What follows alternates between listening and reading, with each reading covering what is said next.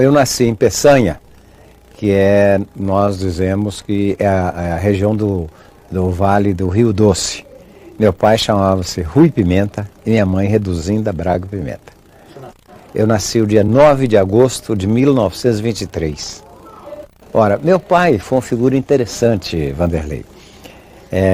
E falando em gente, meu pai foi uma dessas pessoas, claro, casal, meu pai e minha mãe, mas eu vou referir o caso dele. Meu pai era um prático de farmácia, num lugarejo que tinha 200, 300 casas. Mas eu então nasci em Peçanha. Ele foi estudar, naquela época, você não tinha os colégios como tem hoje, né? Nem mesmo particulares e nem públicos. Então meu pai foi estudar a escola normal na nossa cidade de Peçanha. E colega de minha mãe, nessa escola normal, ele aos 18 anos resolveu se casar. Veja, então casou-se e sem emprego.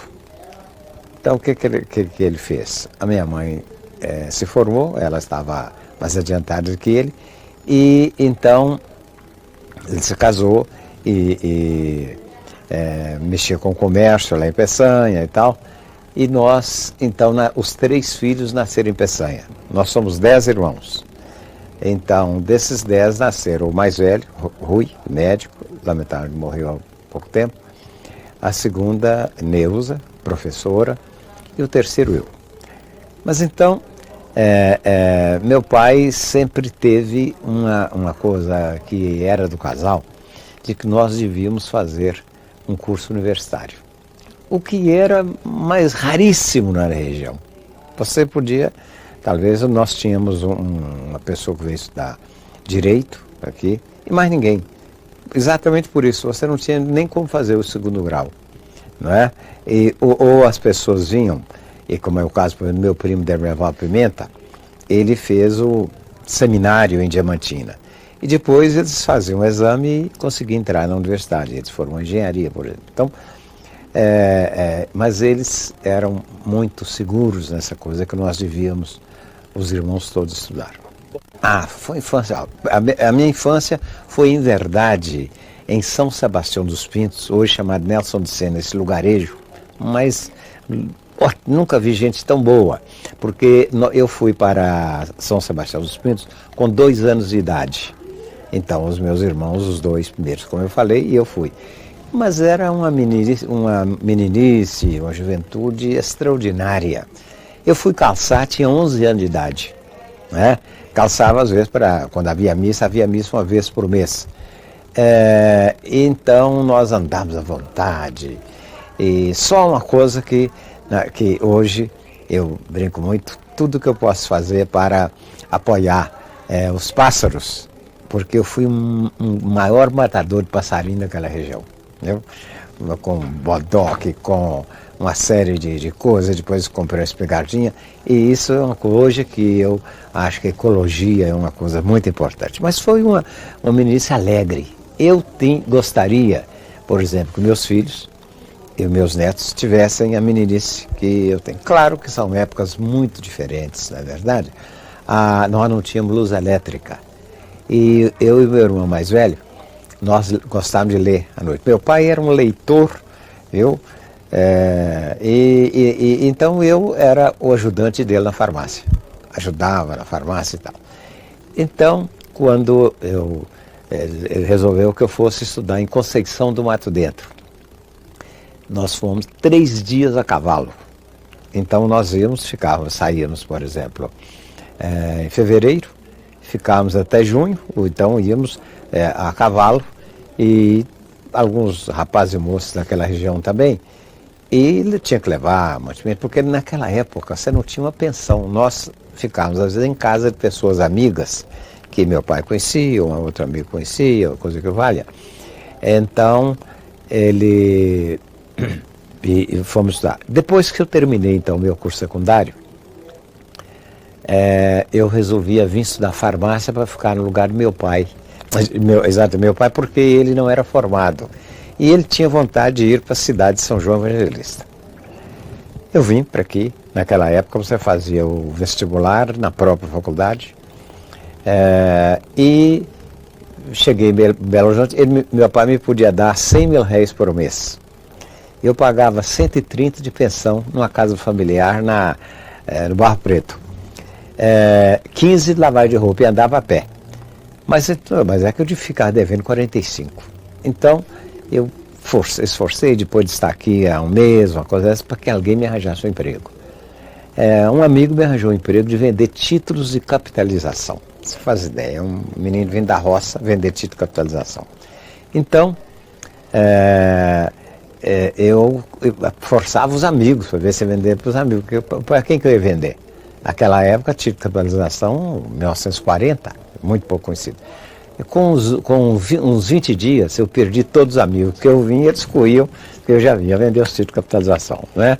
Eu trago uma recordação, tanto que da minha professora, Dona Otília Vitalina de Queiroz, uma negra extraordinária, uma mulher de uma sensibilidade de forma que nós todos tínhamos uma grande admiração por ela, viu? Ela era uma mulher muito inteligente e por isso é que eu também luto, dentro que eu tenho podido, contra a discriminação dos negros, qualquer pessoa, mas especialmente dos negros que têm a mesma inteligência que nós, só que não tem oportunidade.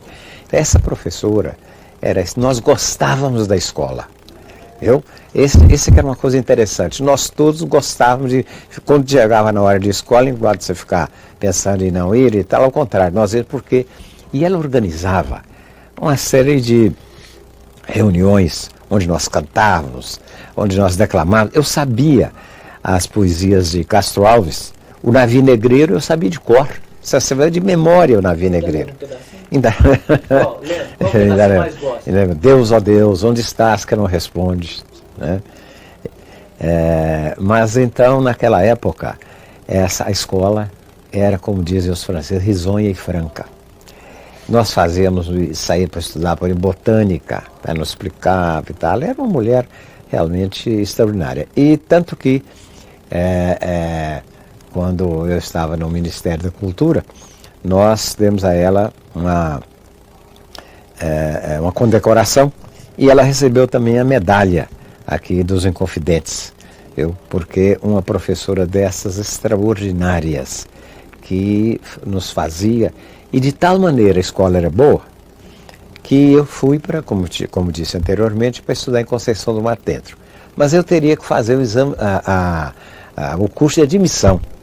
Eu cheguei lá, quando eu comecei a estudar, eu disse, não, você vai fazer direto o curso de admissão, porque nós estudávamos aritmética muito bem, língua pátria, nós líamos demais, líamos muito.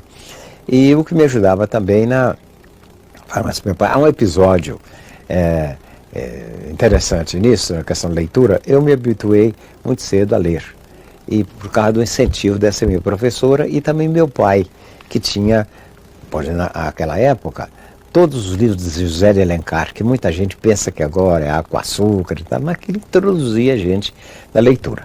Só que aconteceu que à medida que eu fui desenvolvendo mais a leitura, um dia eu encontrei na estante do meu pai o livro A Carne, de Júlio Ribeiro, que é um livro pesado, naquela época pesadíssimo. Então, eu estava um dia lá e gostando, lendo o livro de Júlio Ribeiro e tudo. Meu pai chegou e falou assim, meu filho, você está lendo isso? Se o padre souber disso, eles nos expulsam, que o padre naquela época mandava demais, né? Mas então esse é um episódio interessante, mas que mostra que, evidentemente, a escola, chamada escola primária ou escola fundamental, tem uma importância enorme das pessoas. A minha meninice foi uma meninice muito agradável. Nesse lugarejo lá, eu tenho por ele, mudou de nome lugarejo. O lugar de São Sebastião dos Pintos chama-se Nelson de Sena, porque o Dr. Nelson era da região, lá de São João Evangelista. Nelson de Sena é um distrito de São João Evangelista. Pois a opção é exatamente para eu me formar e voltar com meu pai, nós podemos desenvolver, não é? Uma empresa farmacêutica maior, essa coisa toda. Mas aí é que há coisas que a gente às vezes não entende. O meu irmão que estudava medicina, e nós nos formamos no mesmo ano, que ele começou muito antes de mim e depois eu vim com ele. a ideia dele era ficar em Belo Horizonte, desenvolver aqui, talvez, estudos mais acadêmicos e tal. E a minha ideia era eu vim para estudar farmácia e voltar para ficar com meu pai na farmácia dele. Mas como essa questão da capitalização não deu certo, eu conversando com um amigo, ele falou assim, vou arranjar para você, e ele era amigo do meu irmão também, umas aulas no curso de admissão à noite. E eu aceitei dar aulas de aritmética e geografia. Aritmética eu era bem bom na aritmética. Geografia eu tive que estudar essa coisa toda e tal. Mas aí começou minha carreira de magistério. Porque exatamente nessa época, 1941, veio a Reforma Capanema. A Reforma Capanema, porque na época que eu estudei, eram 5 anos de ginásio. E depois você fazia 2 anos chamado pré-vestibular já na faculdade, já na universidade. Então não havia científico clássico, depois mudou também, não é verdade? Então veio a Reforma Capanema e criou o curso científico e clássico, tirando 1 ano no curso ginasial, que eram 5, passou para 4. E tirando os 2 que se faziam na universidade, que foi, aliás, uma reforma muito sensata, uma coisa muito boa. Mas acontece que, então, essas aulas antes eram dadas só na universidade. E os colégios estão criados, os colégios passaram a dar, o Colégio Estadual, Colégio Anchieta, Santo Agostinho e todos, começaram a dar o curso científico e clássico. E professor? Essas coisas que às vezes acontecem no Brasil, né? Não havia professor. O que eles fizeram? Iam às faculdades ver quais eram os alunos que se destacavam mais e convidavam para dar aula. Eu, como em Belo Horizonte, não podia um cinema, nem o Poeira, que era na antiga Rádio Confidência ali, né? Que hoje não existe mais, tá? Estação rodoviária, né? Cine Paissandu. Esse Cine Paissandu, eu pagava R$500, viu? E pagava também uma taxa muito alta de hemoglobina, porque tinha pulga demais. Mas eu nem mesmo Poeira podia ir. Então a minha distração em Belo Horizonte era estudar. Eu estudava muito, química, física. E então chegou lá na faculdade, o diretor falou, olha, um aluno aqui que é considerado muito bom aluno, é uma pessoa responsável e tudo, é o Aloysio Pimenta. Então me convidaram, eu tinha 18 anos incompletos. Fui lecionar no Colégio Anchieta. Lecionar Física e Química. Já passei a ganhar R$160 mil por mês. Dava para pagar a coisa toda, ainda sobrava, evidentemente, para tomar bonde, essa coisa. Eu já não ia mais, porque antes eu ia à faculdade a pé. Saía da rua Ouro Preto número 30. Uma família admirável que me recebeu. E eu ia a pé subindo a Avenida Vias Fortes. A faculdade era na Praça da Liberdade, ali onde hoje é o quartel da polícia. Ali é a Faculdade de Odontologia e Farmácia. Então, assim, eu comecei uma carreira de magistério e da qual eu não pude me retirar mais. Porque durante todo o meu curso universitário, eu lecionei Física e Química, né? E quando eu me formei, eu fui convidado, eu me formei o dia 13 de dezembro de 1945. E já em março eu era professor na própria faculdade, no último ano, da própria faculdade. E interessante, também talvez esse episódio, é que a minha esposa, que é também farmacêutica, ela entrou para o primeiro ano e eu estava no último ano. De maneira que ela se formou e foi ser minha aluna. Mas nós nunca namoramos. Só depois que ela formou, me convidou para dançar valsa da meia-noite. E isso para mim, Vanderlei, foi uma das coisas extraordinárias. É que nós vamos esse ano, de 2000, completar as nossas bodas de ouro. E somos apaixonados um pelo outro, da mesma maneira que nós éramos quando namorados e noivos. Porque foi a minha companheira no exílio. Foi a minha companheira, 4 filhos, na verdade. Nós primeiro fomos morar na Inglaterra, depois no Chile, depois nos Estados Unidos, e eu tendo de viajar para a China, para o Japão, para a Índia, e ela segurando e lecionando, continua lecionando nesses países, lecionando Química Orgânica, que é a mesma matéria nossa, né? Então, assim eu mudei a minha carreira. Meu pai, ele teve muito de acordo, ele viu que a minha carreira e escreveu um livro, chama-se Um Pai Realizado, que ele conta a vida dele, conta a vida da família e termina no momento que eu estava assumindo a reitoria da UFMG, em 1964. Olha, o Vanderlei, e fui nomeado reitor com 39 anos. Fui o reitor mais jovem da nossa universidade que eu quero muito. Então, nós vínhamos naquela época discutindo muito a reforma universitária. A reforma universitária era uma daquelas coisas que fazia parte do que chamava as reformas de base. A reforma agrária, a reforma urbana, a reforma universitária, etc, etc. E nós éramos entusiasmados com essa. Eu era professor, jovem, não é? Tinha estado na Inglaterra fazendo o meu pós-doutorado. Eu fiz a minha livre-docência na universidade com 22 anos, porque exatamente eu tinha uma experiência já de mais de 10 anos no ensino da química, no ensino secundário, né? E me formei com 21 anos, mas já havia pouco professor naquela época também, fiz a docência livre. Depois fiz concurso catedrático no Colégio Estadual, que fazia concurso catedrático da mesma maneira que a universidade, depois na Faculdade de Farmácia e depois na Faculdade de Filosofia. Deixei o colégio estadual porque por causa que as duas cátedras me tomavam o tempo todo e não podia. Então é o seguinte, eu tinha essa experiência, realizava muitas pesquisas e nós tínhamos um grupo, como eu disse, isso é muito interessante, nós tínhamos um grupo que nos reuníamos para discutir a reforma da universidade. Porque a universidade naquela época era, de fato, não era uma universidade como hoje, ela era uma federação de faculdades. Faculdade de Direito, de Engenharia, de Medicina, de Odontologia e Farmácia, de Ciências Econômicas, depois veio a Faculdade de Filosofia e as outras. Então, nós discutimos um projeto. Então, eu fui eleito com uma maioria muito grande, sobretudo com um apoio total dos alunos naquela época. Os alunos, mesmo aqueles mais conservadores, todos me apoiaram. Então, eu entrei na lista tríplice, fui nomeado. Quem era muito entusiasmado de que eu pudesse assumir a universidade era um grande amigo meu, o professor Santiago Dantas, que é uma das cabeças, uns luminares, na verdade, desse país, pelo seu pensamento, né? E então fui nomeado para reitor da universidade, levando um projeto de reforma, que não era o meu projeto, quer dizer, era o nosso no sentido que era um projeto da universidade. Era um projeto da comunidade de professores, alunos. Claro que aqueles professores e alunos que queriam que a universidade mudasse e não houvesse a cátedra vitalícia, como era no nosso tempo, eu tinha 2 cátedras vitalícias, e que nós incentivássemos a universidade a ir para o campus, que havia só o prédio da reitoria, não é?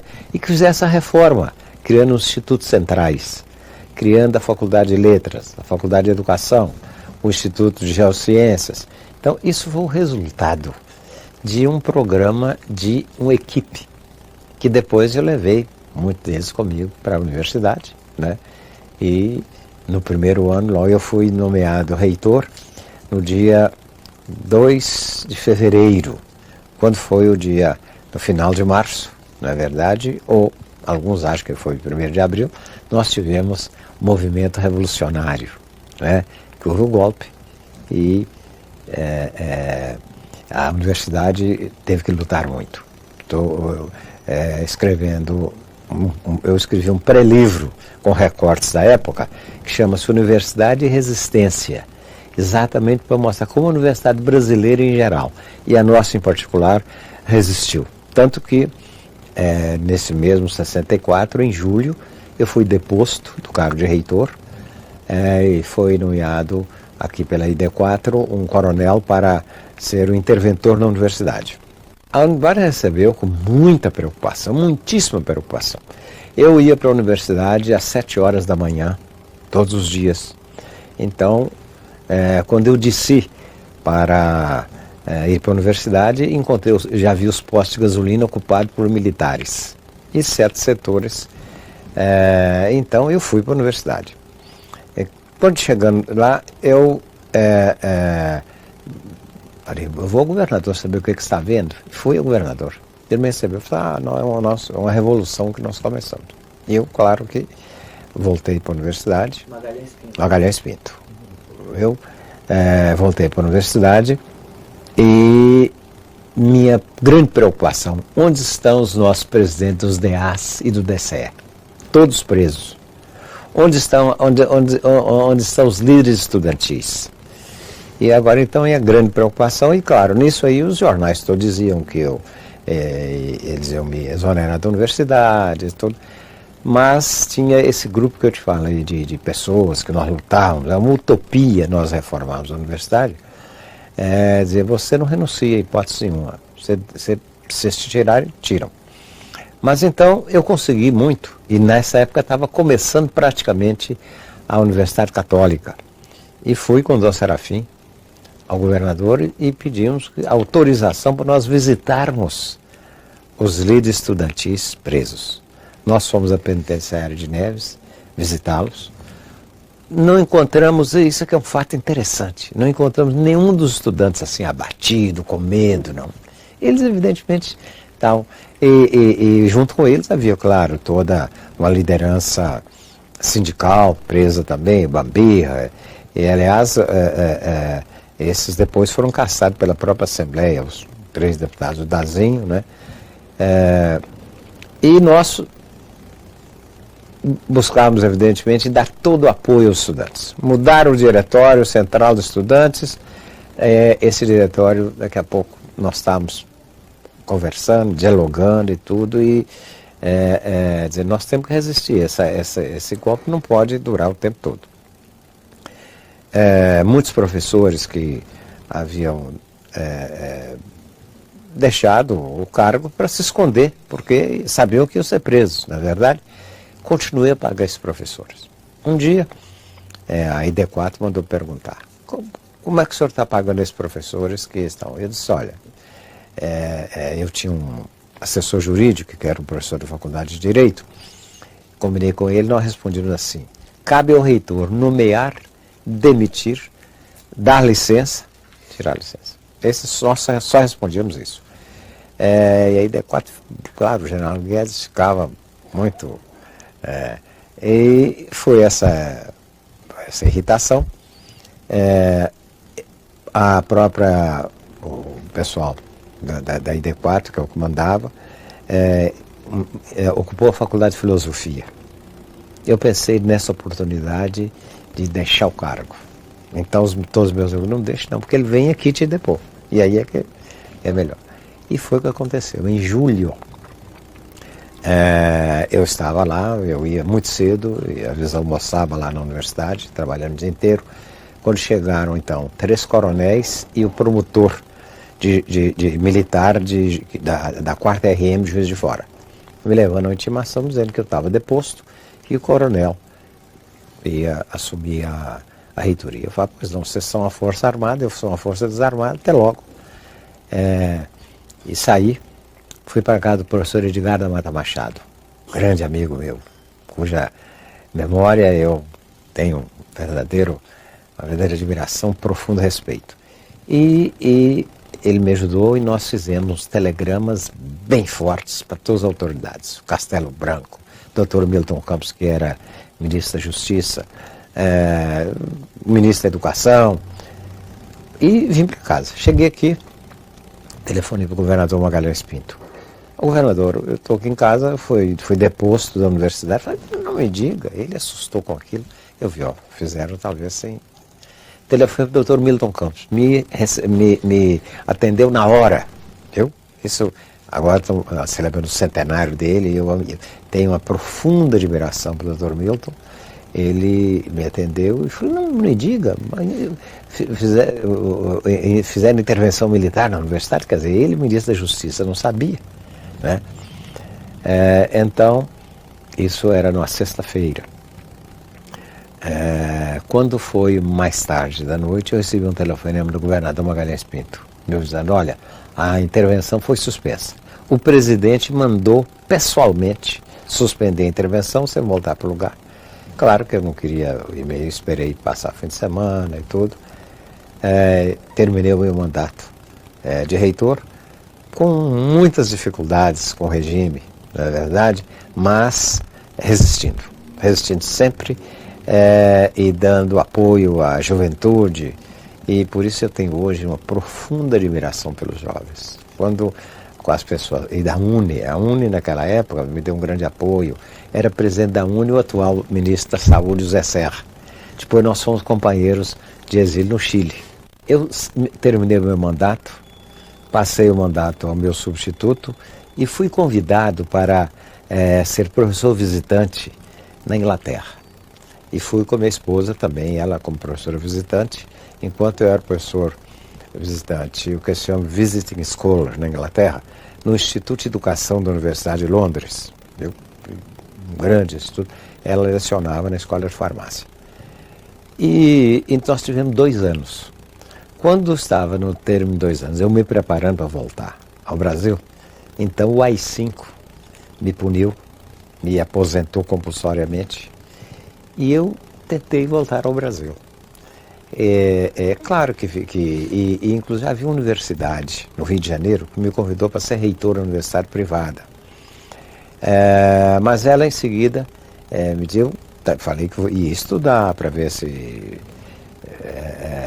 valia a pena, porque eu sempre fui radicado em Minas Gerais e tal, mas eles me telefonaram, olha, o regime não te aceita. Nós temos amigos na coisa, se você voltar será preso. Então eu falei, não tenho opção. Ainda que não tenha havido um ato me caçando meus direitos políticos, de fato, porque eu sempre fui professor. E o que eles acham? Depois eu vi isso na minha ficha do DOPS, quando eu era ministro, que achar que eu era uma pessoa perigosa, porque era um formador de lideranças jovens, que como eu tinha muito relacionamento muito bom com os jovens, e citava inclusive jovens da universidade, e que hoje, aliás, eu me orgulho, já me orgulho deles, então, que foram para a guerrilha, e eles achavam que eu tinha uma influência, evidentemente, e que portanto era uma pessoa perigosa para o regime. Bom, em base disso, eu falei, ver se eu fico aqui na Inglaterra, e eu recebi um convite do presidente do Banco Interamericano, porque quando eu fui convidado para ir como professor visitante na Inglaterra, é porque veio uma comissão aqui da Unesco e visitar o que nós estávamos fazendo da reforma universitária para a repercussão que ela podia ter na América Latina. Inclusive a criação do colégio universitário, que foi considerado uma coisa revolucionária no sentido pedagógico. Então, esse presidente do Banco Interamericano, que era do Chile, ele teve informações e o banco tinha muitos projetos de educação superior na América Latina, me telefonou na Inglaterra, me oferecendo um lugar para morar no Chile e fazer então apoiar os projetos da Universidade do Chile, de outras universidades do Chile e do Peru. Então, da Inglaterra, nós fomos diretamente para o Chile e lá encontramos uma quantidade de amigos. Hoje, o ministro da Educação, o ministro da Saúde, como eu disse, Plínio Sampaio, e um grande número de pessoas. O Guy de Almeida, figura que a gente admira tanto, né? Então, nós ficamos 3 anos no Chile. Nesse ínterim, foi eleito o Salvador Allende. Mas, em Washington, eles acharam que o meu trabalho na universidade, modéstia à parte, tinha sido muito bom. Nós realmente conseguimos reformar e, sobretudo, interiorizar a Universidade do Chile e do Peru. Uma universidade semelhante até certo ponto hoje é o ENG.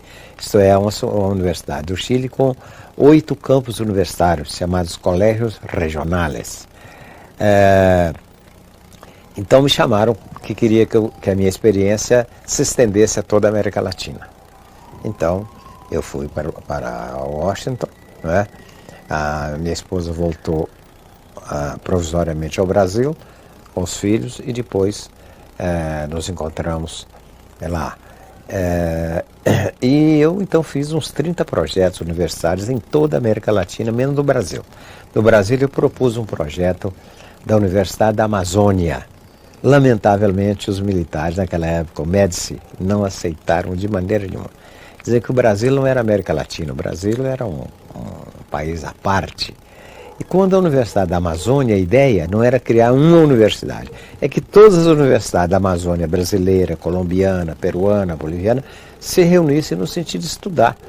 Essa grande coisa extraordinária que era, evidentemente, que é ainda, felizmente, a Amazônia, na verdade, com todo o desmatamento, com toda essa coisa, a Amazônia ainda é das coisas extraordinárias do mundo, não é? Uma das maravilhas, sem dúvida. Então, tive uma vantagem nessa estada lá, é que o Banco Interamericano viu um potencial da minha parte, me mandou à China estudar a educação e o trabalho, para ver como é que nós podíamos, nos nossos programas, na China, sabe que o Mao Tse Tung tinha aquele, exatamente um disco, uma ideia, que todo operário deve ser um estudante, todo estudante deve ser um trabalhador, não é?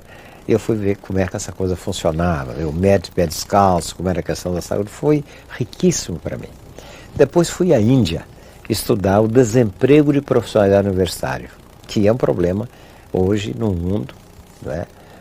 Por que a Índia? Porque a Índia é que tinha um grande número de profissionais, formados em medicina, direito, engenharia, e não exercia a profissão. Então, o raciocínio é esse: se estão fazendo investimento no ensino superior, como é que esse pessoal está aí sem trabalhar na sua coisa? Quem sabe não vale a pena, vão estudar a América Latina. Eu estive longamente na Índia, voltei, fiz relatório e tudo, dizendo que não havia excesso de profissionais, havia falta de desenvolvimento. Se a Índia desenvolvesse 20% a mais do que ela estava desenvolvendo, ela absorvia essa mão de obra que é de primeira qualidade.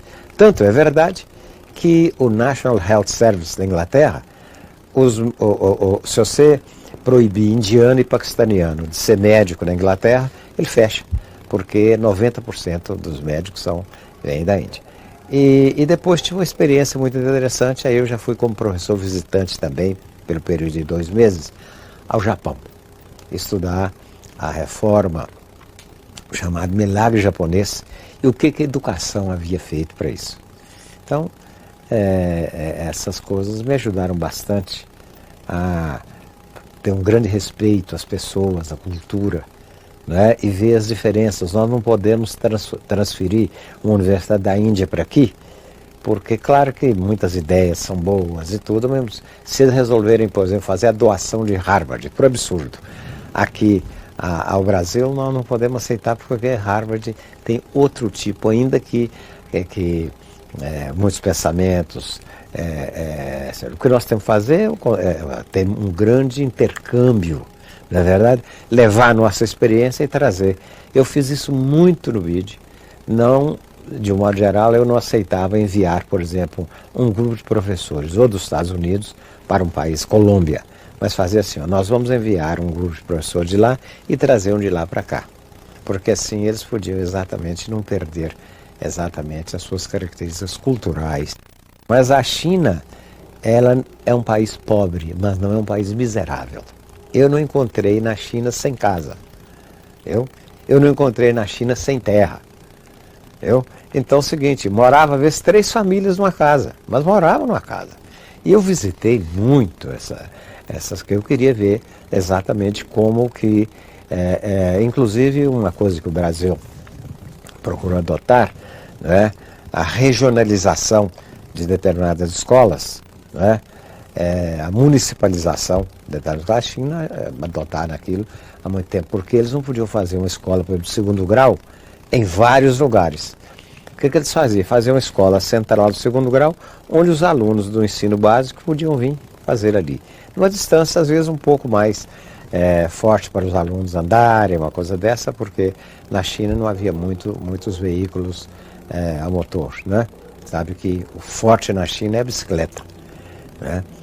Então, eu me senti, por outro lado, eu comecei a ver isso que você falou, como são diferentes as culturas. As pessoas nós temos que aceitá-las diferentes. Não adianta eu querer fazer uma pessoa e o meu filho ou um amigo e tal, igual a mim ou igual a você, porque, e sobretudo, não podemos fazer um país igual ao outro. Não tem nenhum sentido nós queremos ser um Estados Unidos menos desenvolvido. Nenhum sentido, seria um absurdo uma coisa dessa. Por quê? Porque a cultura é fundamental. E eu tenho falado muito, a convite aí para jovens que vão para o exterior, por exemplo, do Rotary, etc., tenho insistido com eles.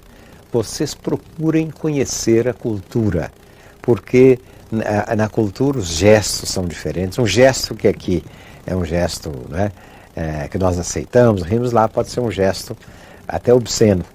E o modo, inclusive, nos Estados Unidos, por exemplo, você não fala próximo um do outro como nós, né? Não há o contato assim, físico, como nós aqui abraçamos, batemos nas costas. Se você fizer isso no norte-americano, ele assusta, né? Então, na China, uma coisa que eu consegui fazer é porque eles me puseram, e é um grupo de professores que foi conosco, num hotel muito bom, onde nós almoçávamos, saía para as visitas e tal, mas eu dava as minhas saídas e ia almoçar, por exemplo, num restaurante, num tipo de botequim, como nós temos aqui, para ver o que o povo estava comendo, né? A comida chinesa, se é aquela mesmo. E fui muito ao circo. Na China, o circo é uma coisa extraordinária. O forte na China é o peixe.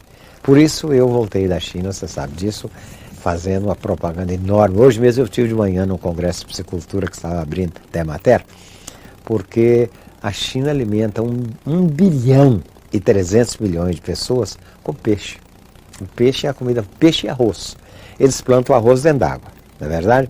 E então, à medida que plantam o arroz, joga o alevino. E ele cresce. Quando você vai colher o arroz, já tem peixe aí de 500 gramas, essa coisa toda. Claro, ao lado de hoje, a China é dos maiores piscicultores do mundo, com técnicas muito modernas, adotadas em outros países, chamado tanque-rede, né? Mas eles foram exatamente os desbravadores desse tipo. Então, o que eu observei na China é que eles procuravam exatamente viver como eles são, né? Dentro da cultura deles, uma cultura milenar, na verdade, mas claro, com também os defeitos que evidentemente tem o comunismo. É um chamado socialismo real, não é verdade? Que o mundo está passando por uma certa mudança, mas é uma utopia que a China evidentemente vai adiante com ela. E nós fazemos votos que eles possam evidentemente marchar para um regime democrático, mas um regime realmente democrático. Não a democracia que às vezes no nosso país, onde que é igual a raposa e a galinha. A raposa tem o direito de comer a galinha só tem o direito de gritar. É o que acontece com o rico e o pobre nesse país. Não é verdade? Você tem uma concentração de renda enorme no mundo hoje e o mundo pobre está ficando miserável. Então eu acho que essa é a grande mudança que eu tenho ainda esperança, de poder trabalhar. Não quero exercer nenhum cargo mais, nem cargo político, essa coisa toda, mas através do Instituto Teotônio Vilela nós fazemos muitos debates e eu faço sempre que me chamam, dentro que o Brasil tem que, agora que nós estamos fazendo 500 anos, na verdade, eu acho que temos que começar uma ação no sentido de apoio à nossa gente. Um país vale pela gente que tem. De lá de fora, Vanderlei, eu vi o Brasil e fui querendo o Brasil e voltei amando o Brasil. O Brasil, com essa riqueza natural que tem com toda essa destruição da nossa flora, nós ainda temos a maior reserva de Mata Atlântica do mundo, está aqui no Brasil, não é verdade? Esse país, nós temos todos os minerais, né? Aqui não tem vulcão, não tem furacão, não tem neve, não é verdade? E eles, quando às vezes fazem uma brincadeira, dizem assim, mas Deus, quando deu tudo isso no Brasil, não sabe o polvinho que pôr lá dentro. E eu me revolto. É um povo bom. O Brasil não é um país violento. Está violento pela injustiça social, viu?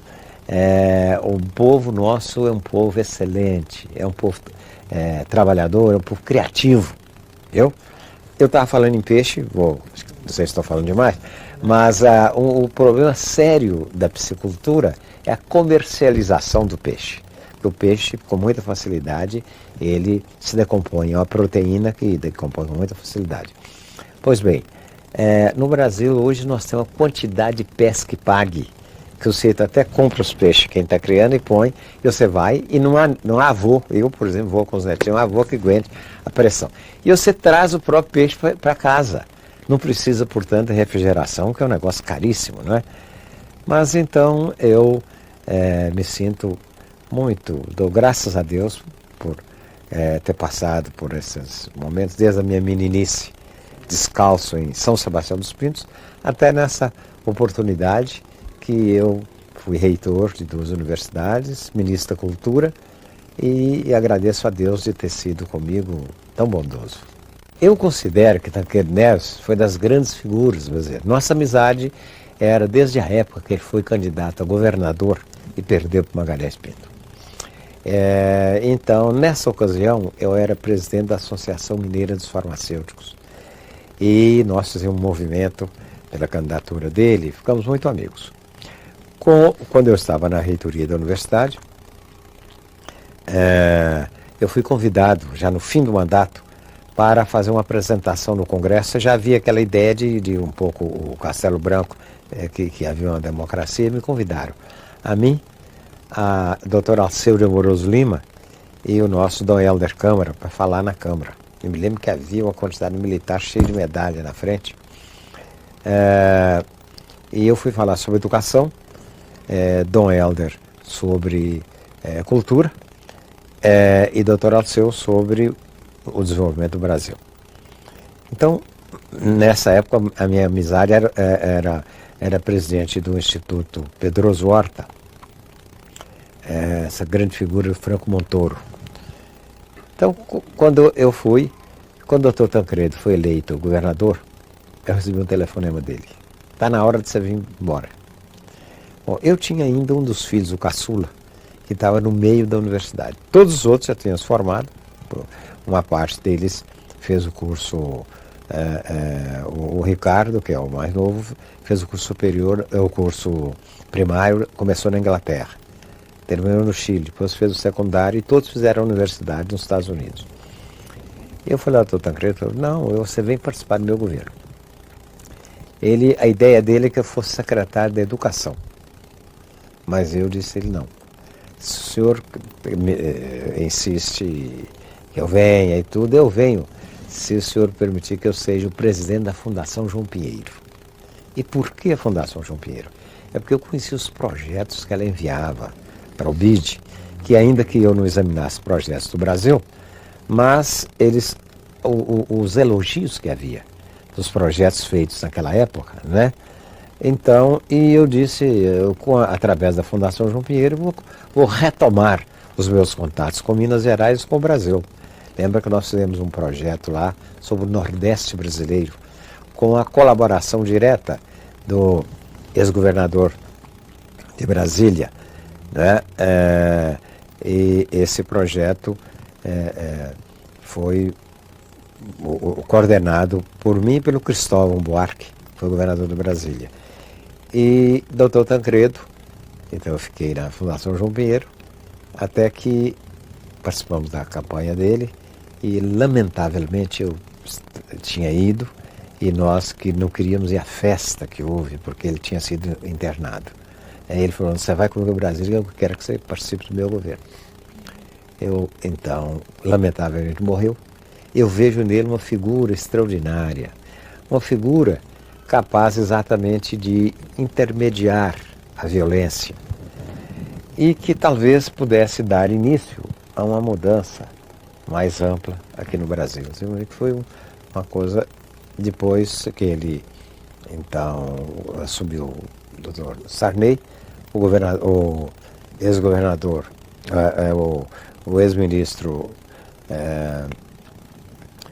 José Aparecido, que era ministro da Cultura, ele foi para ser governador do Distrito Federal. E eu fui convidado então para ministro da Cultura e passei a temporada. Eu creio que, você sabe, um político do nível do Dr. Tancredo, todos eles, ele, Magalhães Pinto e outros todos, sempre a pessoa tem o que é justo e humano, não é verdade? Agora, não sei se ele naquela época, porque ele foi eleito governador de Minas, que é um cargo importantíssimo, não é verdade? Mas as injunções... Venceu Eliseu Rezende. Não é verdade? Venceu Eliseu Rezende, que era um homem, e que foi, aliás, meu aluno também, um homem de muito valor, não é? E ele venceu Eliseu Rezende naquela época, que ninguém esperava, não é? Agora, eu creio que as injunções, porque havia isso, Tancredo, ele era uma pessoa que tinha aquele jeitão, como nós dizemos, mineiro, capaz de evitar, por exemplo, um choque, que pode ser até que tenha prejudicado, mas ele foi um homem que buscou mostrar, né, porque durante todo o tempo e tal, ele continuou no Congresso e tudo, que era uma pessoa que podia ter um diálogo. E, de fato, esse diálogo dele com a oposição, eu acho que exatamente o levou à candidatura à presidência da República, porque havia, inclusive, muitos que queriam Ulisses Guimarães, na verdade, outros do próprio PMDB, e havia também a questão que o governo, todo mundo esperava que elegesse o Maluf, e Tancredo, então, conseguiu. E nós todos fizemos aquela campanha, você se lembra, a favor das diretas já. Não conseguimos diretas já, conseguimos elegê-lo através da eleição pelo Congresso, mas eu acho que deixou. Eu tenho um profundo respeito, profundo carinho pela memória do Dr. Tancredo. Eu acho que ele é um estadista de quem nós não podemos, no Brasil, exatamente nos esquecer. Não, a minha impressão é que essa primeira parte que você disse é verdade. Ele foi uma pessoa que exatamente os grupos podiam utilizar pela competência dele, pela grande sensibilidade e tal, para ser um elemento capaz de entrar de uma maneira que não fosse disruptiva, que não quebrasse. E o que até certo ponto, hoje nós estamos vendo que o que está acontecendo, por exemplo, Pinochet ficou preso aquele tempo todo na Inglaterra. Nós estamos vendo agora na Argentina, estão levantando uma série de coisas e tal.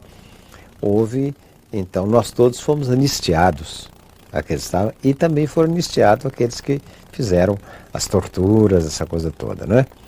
Agora, eu creio que o Dr. Tancredo, exatamente, ele tinha já esse problema, que talvez não tivesse sido diagnosticado, e a campanha o teria levado. Eu creio que essas questões fantasiosas, eu não acredito nelas. O Dr. Tancredo realmente morreu pelo problema dessa verticulite, essa coisa que ele teve, que podia, porque é uma coisa interessante que você vê na política. Os políticos, de modo geral, escondem a doença, porque a nossa sociedade é uma sociedade que ela pega qualquer coisa da pessoa, sobretudo, não é doença. A pessoa teve isso e tal, logo, se a imprensa, é muito importante a liberdade da imprensa, não é? Não há democracia sem imprensa livre. Mas ela, às vezes, ela toma... Então, ele, no momento de tomar posse, não é? Eles queriam que ele tomasse posse. Eu fui à missa e eu percebi que ele estava muito pálido nessa missa. Ele praticamente saiu da missa para ir para, não é? A família e tal, foi para o hospital. Quis que continuasse a solenidade, sociais que haviam previsto. Nós todos fomos muito sem graça.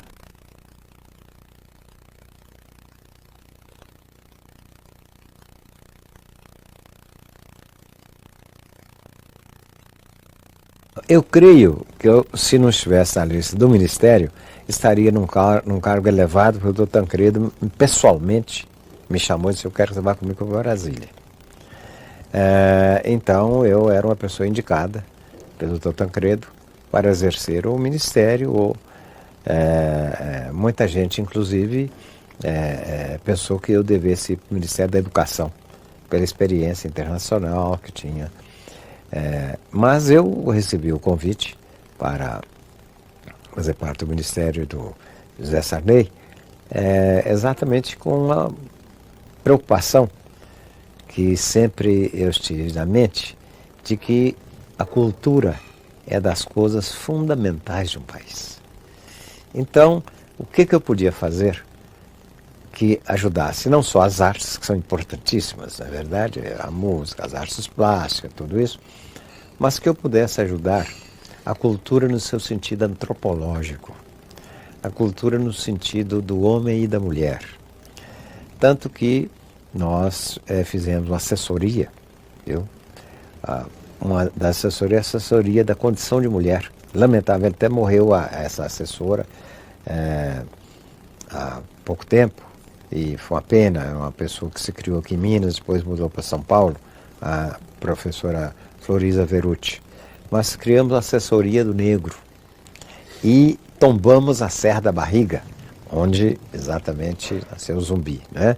Onde o Zumbi deu toda a sua luta. Fizemos uma assessoria dos portadores de deficiência física, não é? Fizemos assessoria dos índios, e trabalhamos ativamente com os índios, viu? Levamos o índio uma vez a um programa da Voz do Brasil, e aconteceu uma coisa dessas cômicas, mas que então esse chefe indígena, ele iria falar na sua língua. Nós levamos para falar na sua língua, e nós queríamos mostrar ao Brasil mais o índio. E quando nós saímos, eu falei primeiro, essa coisa toda e tal, também o meu assessor, que era também um indígena, mas jamais ligado lá à própria Brasília, era desse grupo da Comissão Católica dos Indígenas. Então, quando nós estávamos preparando para essa pessoa falar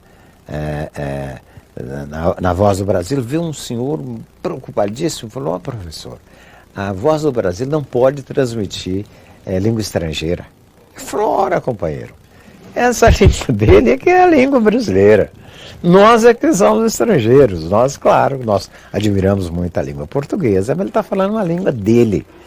E de maneira que vai ao ar essa coisa, se agora não pode voltar atrás. Não deixei que voltasse atrás, transmitiu, muita gente. Então, o seguinte, eu levei para o Ministério essas ideias e que algumas delas me trouxeram preocupações. E que eu estou vendo que nós agora, já no governo, por exemplo, Fernando Henrique, eu sentei e ri bastante, porque numa das comemorações do dia da independência, eu disse: vamos fazer uma comemoração bonita, alegre, porque eu não tenho nada contra as paradas militares, faz a parada militar e acabou, cada um vai para os seus sítios.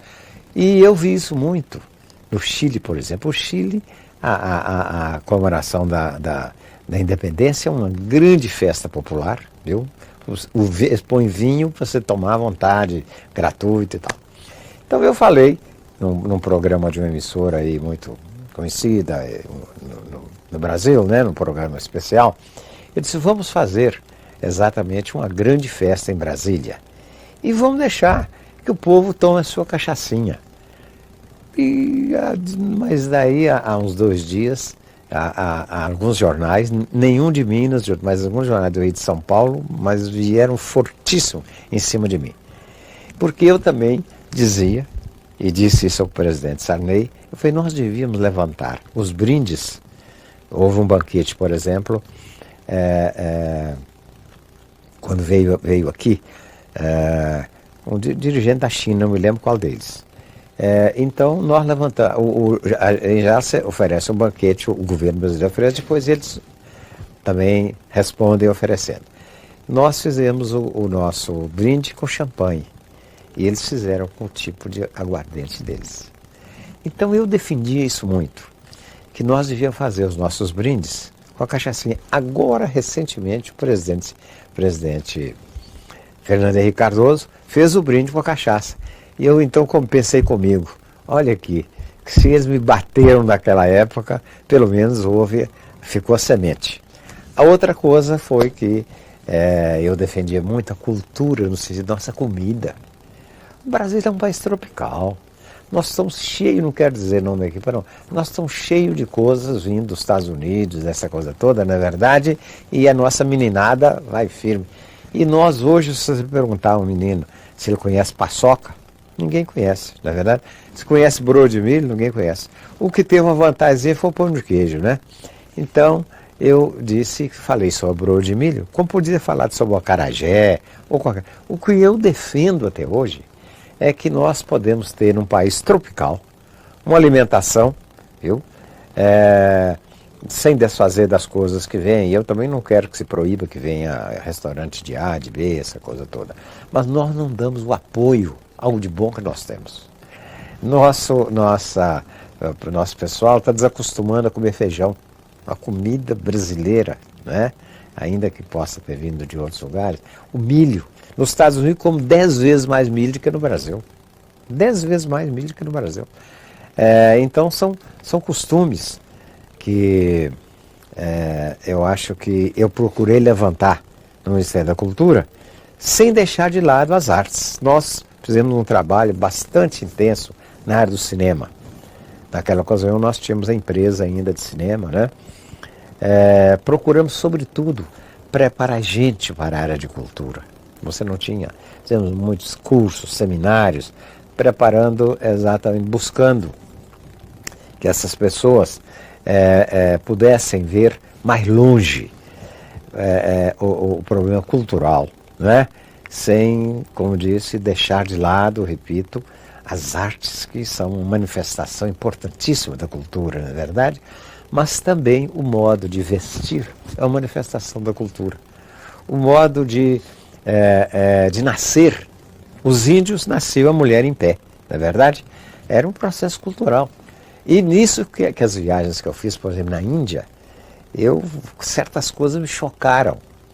Ver, por exemplo, na cidade, capital da República, aquela quantidade de vaca andando, né? Porque a vaca lá é sagrada, não é?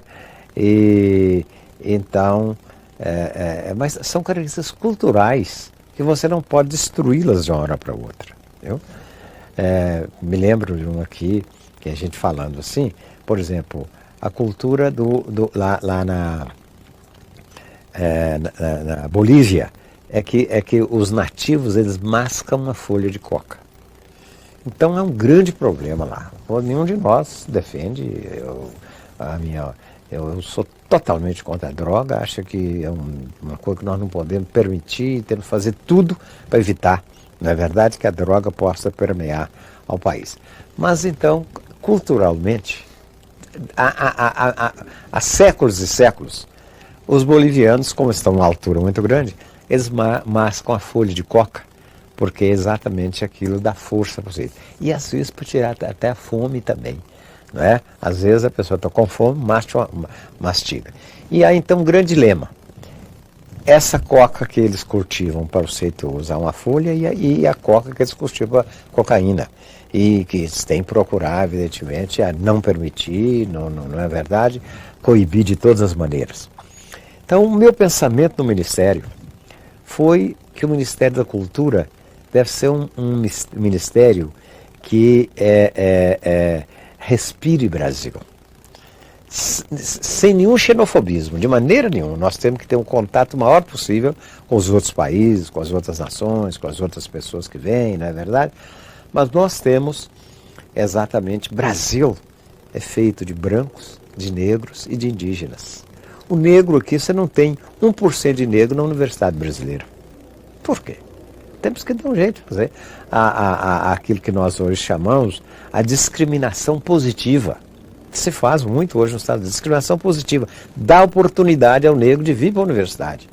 Dá oportunidade ao índio. No Equador, a quantidade de índio na Universidade do Equador é grande. Por isso eles participaram muito, inclusive, daquelas coisas que houve lá. Eles se politizaram, né? Então, o tempo que eu estive no Ministério, eu me dei por muito satisfeita, aprendi muito, viajei esse Brasil, porque chegava em Brasília, eu quero muito Brasília. Sou um admirador de Juscelino Kubitschek, E quando estudante, combatimos o Juscelino como prefeito de Belo Horizonte, que era prefeito da ditadura em Minas do Benedito e da ditadura Vargas. Mas eu acho que o Juscelino, ao levar a capital para Brasília, fez o grande... Mas Brasília tem um perigo, é que lá a quantidade de coquetel que há é enorme. Enorme, enorme. Então são firmas, são setores, tal. Então você pode ser envolvido pelo coquetel de Brasília e esquecer do Brasil. Há muita gente que vai para Brasília e esquece que é mineiro, esquece que é paulista, esquece que é carioca, esquece do Brasil. Então o que eu fazia é o seguinte, quando dava 6 horas da tarde, eu pegava o avião, que nós ministros tínhamos direito de viajar, e ia, por exemplo, para o Nordeste, ia para o Ceará. Me reunia desde as pessoas que faziam artesanato até a Academia de Letras, para conhecer. Ia, por exemplo, para a região aí do Rio Grande do Sul, não é verdade? As missões, que é uma beleza e que muita gente não conhece. Vê as missões, o que houve, o que restou das missões lá naquela época, não é verdade? E, por exemplo, a estados do Nordeste, vê cidades semelhantes aqui a Ouro Preto e que também desenvolveram uma cultura barroca naquela época. Me criticaram muito porque eu destinei verbas ao Teatro da Amazônia, que é das coisas extraordinárias que esse país tem da época da borracha, não é verdade? Acharam que eu estava tirando dinheiro e podia ir para o Teatro Municipal do Rio, de São Paulo. Não, eu não tirei nada deles, mas eu fiz questão de estabelecer verba para o teatro, exatamente, de Manaus, que é das relíquias, e que se você perguntar, pouquíssimas pessoas sabem a respeito. Eu acho que você não pode fazer educação sem cultura, nem cultura sem educação. São duas coisas associadas fundamentais. Sobretudo se você vê a educação dentro de um prisma que eu a vejo, que é exata a educação continuada, que se inicia no útero materno e vai até a sepultura. Então, esses dois setores, e é o processo exatamente de se evitar que o capitalismo tenha influência tão grande como tem, evidentemente, na educação, tem na cultura, né? E eu sou daqueles que acham que você tem que fazer uma reformulação do capitalismo. Se você não fizer um capitalismo mais humano, se você não fizer um capitalismo que impeça o que está acontecendo, a globalização é um processo de você concentrar a riqueza na mão de poucos e a miséria vai para muitos, não é verdade? Daí a necessidade da educação e da cultura andarem de mãos juntas. Você não pode, ao estabelecer um processo educativo, esquecer da cultura. Por exemplo, quando você vai desenvolver um processo educativo na zona rural, não é que você vai dar educação de segunda categoria, não. Tem que ser de primeira categoria. Mas você tem que respeitar as características, não é verdade? Introduzir uma série de coisas. Porque enquanto que nós falamos em automóvel, essa coisa toda, às vezes o centro lá, eu dei o cavalo, o boi, essa coisa toda. E para caracterizar isso que eu estou te dizendo, eu fui a uma escola do interior e a professora mostrou, ela estava dando para os alunos como atravessar o sinal. Atravessar o sinal vermelho não pode atravessar. O sinal verde atravessa, o sinal amarelo para esperar. Só que tem que ir lá, não tinha automóvel. Em lugar de estar ensinando isso, podia estar ensinando o menino. Como é que faz? Qual é a utilização que tem melhor do milho, essa coisa? Qual é a parte do artesanato local, não é verdade? Podia estar fazendo muita coisa que ligasse as pessoas a suas origens, na verdade, e depois ligasse a um sentido de brasilidade, no melhor sentido possível. Como eu disse, nenhum xenofobismo, mas nós temos nos honrado de ser brasileiros. Olha, lamentavelmente, eu acho que nós cometemos um erro, todos nós cometemos um grave erro.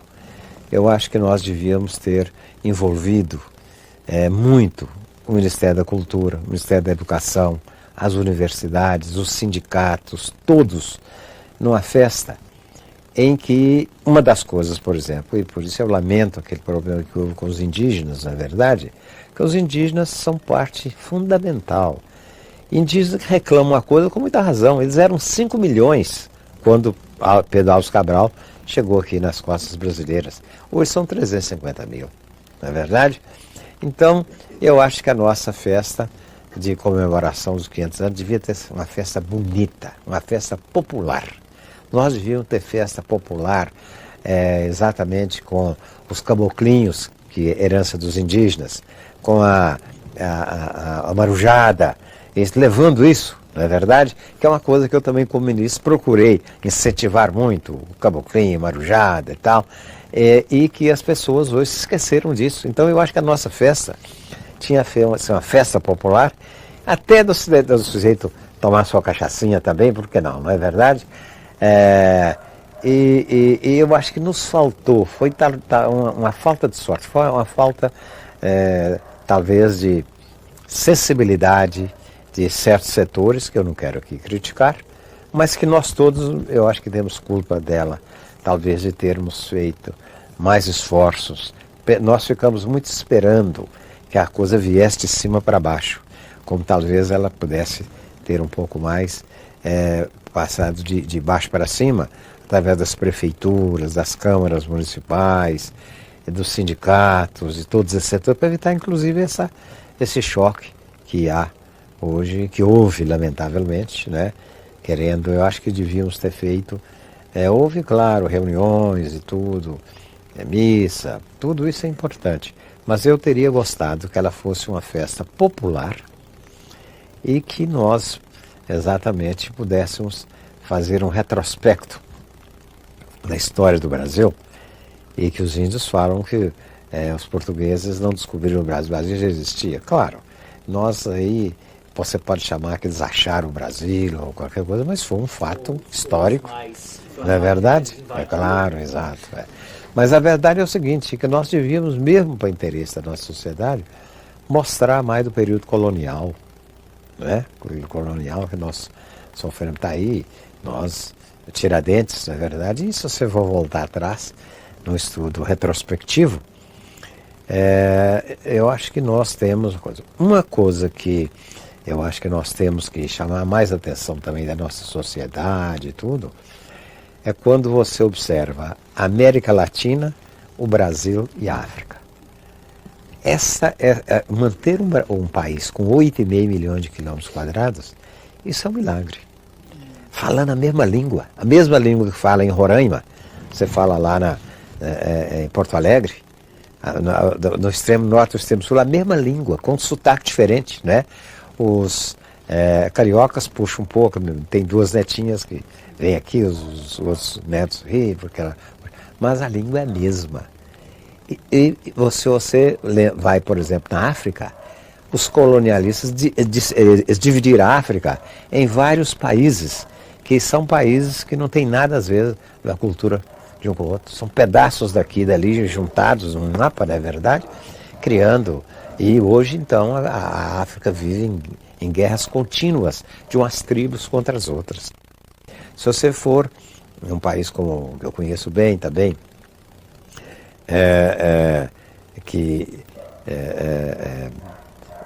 a própria Índia, né? A Índia, ela fala mais de 20 línguas e mais de 100 dialetos. O Canadá é um país dividido em 2 culturas totalmente diferentes, com 2 línguas, o francês, o Canadá francês e o Canadá inglês.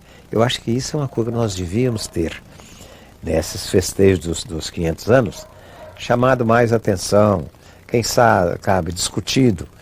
E não discutir só das classes mais altas, não. Discutir no sindicato, né?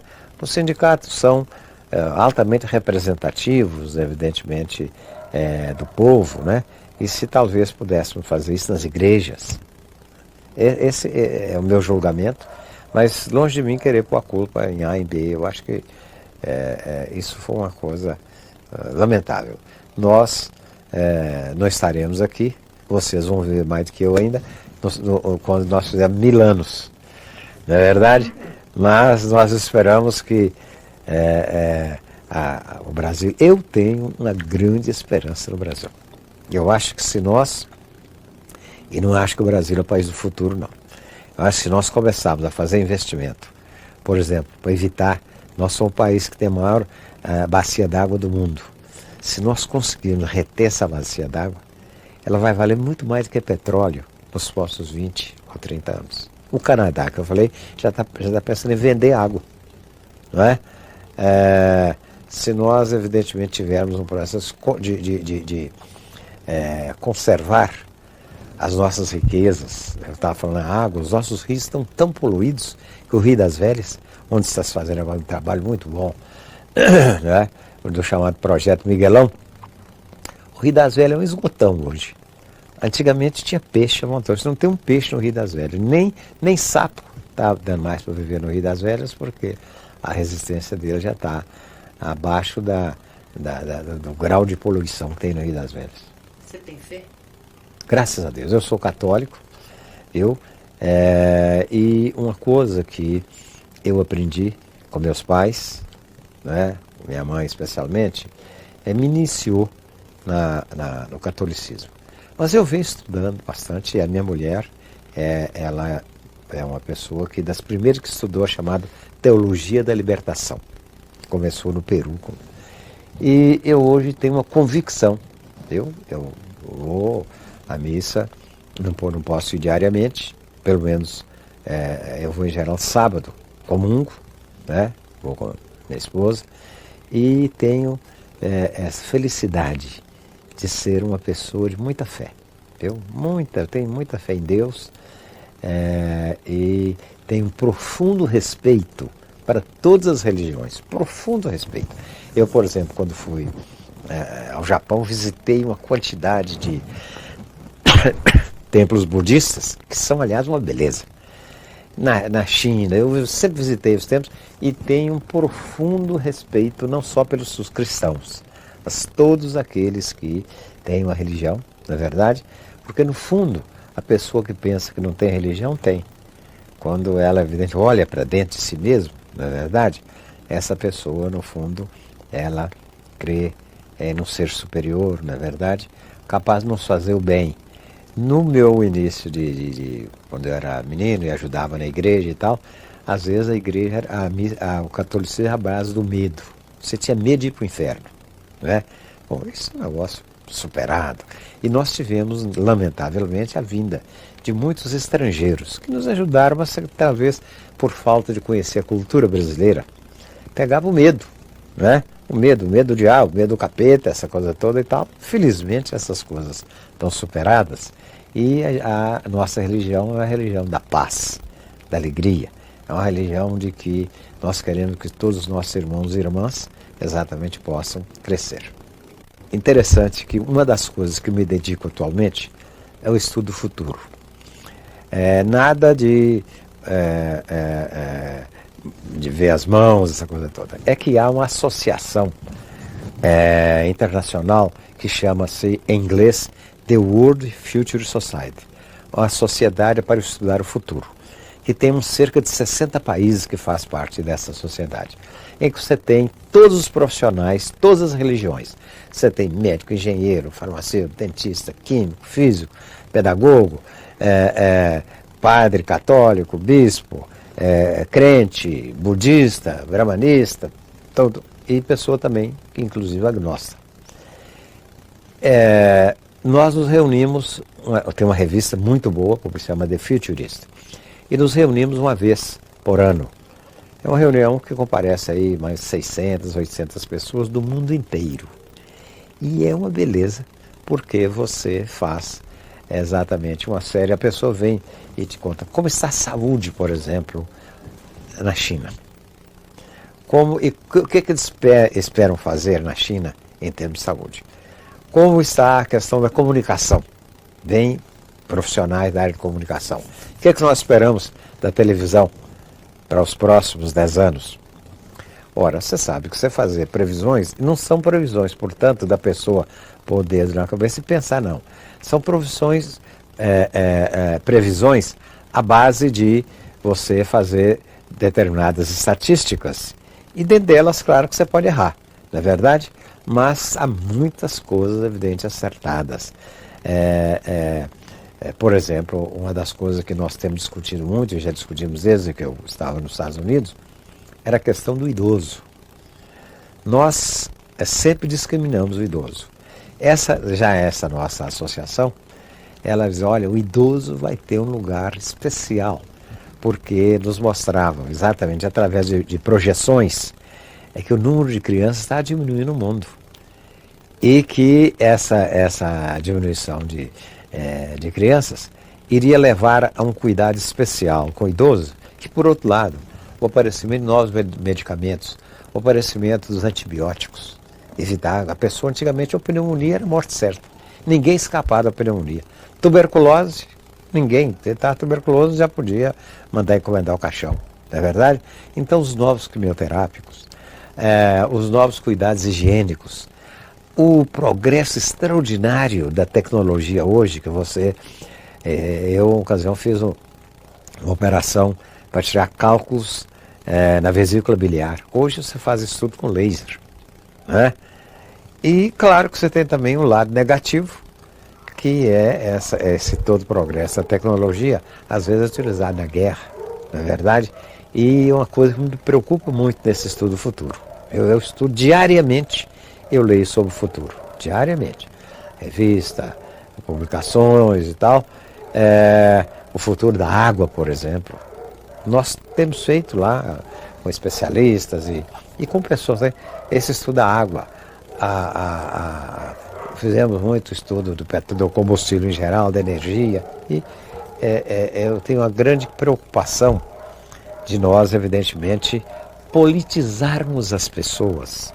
Não que a pessoa, e é um perigo também da pessoa ficar com essa desenvolvimento da tecnologia, a bomba atômica pode cair aqui, destruir, essa coisa toda. Mas o futuro, muita coisa você pode prevenir, você pode prever.